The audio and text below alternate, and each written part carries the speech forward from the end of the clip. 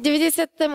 výročiu založenia našej školy si členská rada Gymnázia Ľudovíta Štúra pripravila prekvapenie v podobe sochy Ľudovíta Štúra od sochára Miroslava Trnovského. Dovoľte mi medzi nami privítať pani primátorku mesta Zvolen Lenku Válkovičovú. Vítajte. Vítam medzi nami pani riaditeľku Gymnázia Ľudovíta Štúra, pani Teru Kulovú, pani doktorovú. Taktiež medzi nami vítam pána doktora Roberta Tonauzera, predsedu Rady rodičovských združení pri Gymnáziu Ľudovíta Štúra. Človek, ktorý reprezentoval Zvolen v histórii nášho mesta a v podstate stále sa prenáša to jeho pôsobenie v oblasti kultúry a zvolenčiny aj do súčasnosti. Takže ja sa veľmi teším tomuto podujatí a želám vám, aby sa vám darilo v živote tak dobre, ako sa darilo možno aj jedno, aký bol významný pre Slovenskú republiku, aby ste aj vy ste dosiahli takto úspech. To vám želám všetkým.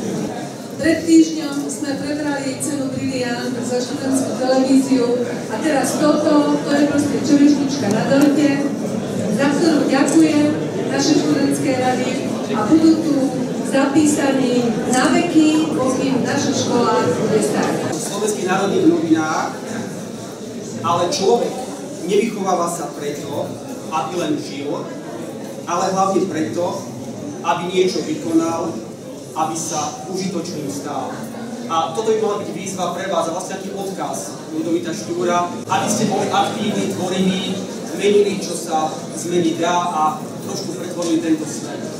Prichádza pani primátorka, pani riaditeľka, po druhej strane poprosím pána Tonauzera a pána zástupcu výbora, ktorí slávnostne odhalia sochu Ľudovíta Štúra, čiže dámy a páni, nech sa páči, toto je dar od študentskej rady pre Gymnázium Ľudovíta Štúra.